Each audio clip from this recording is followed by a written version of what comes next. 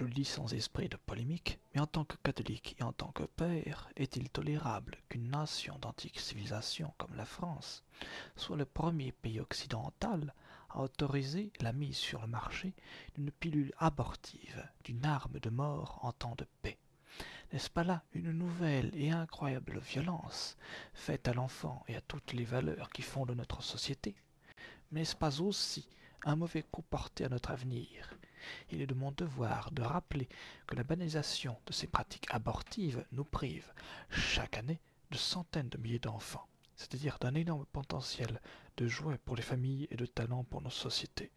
C'est bien là le symptôme d'un profond malaise de notre civilisation. Devant l'absence, ou plutôt l'oubli de normes supérieures, la loi civile permet de faire le choix entre différentes catégories d'êtres. L'enfant, comme le vieillard avec l'euthanasie, en est la victime muette et innocente. On sent encore mieux la profondeur du mal en se rappelant que le Code civil reconnaît toujours en matière patrimoniale que l'enfant existe sitôt sa conception, puisqu'il est légalement apte, par exemple, à recueillir un héritage. C'est ce que l'on peut lire à l'article 725 du Code civil. C'est ce qui ronge insidieusement nos sociétés modernes, et l'on peut s'interroger sur la valeur des droits de l'homme, dès lors qu'on considère comme un droit à l'avortement, alors qu'il est une violation directe au droit fondamental à la vie de tout être humain.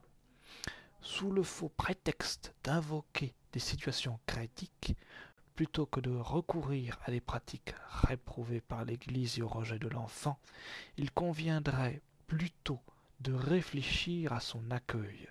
Voici un grand débat de société utile et positif, à la mesure de la grandeur de la France et de sa mission.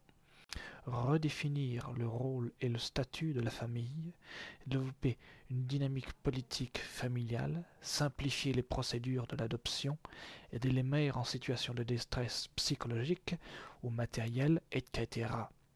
Ce sont là, j'en suis sûr, des thèmes qui intéresseraient tous les Français et des problèmes qu'il faut trouver des solutions valables pourvu qu'on ait la volonté de les poser et de les affronter.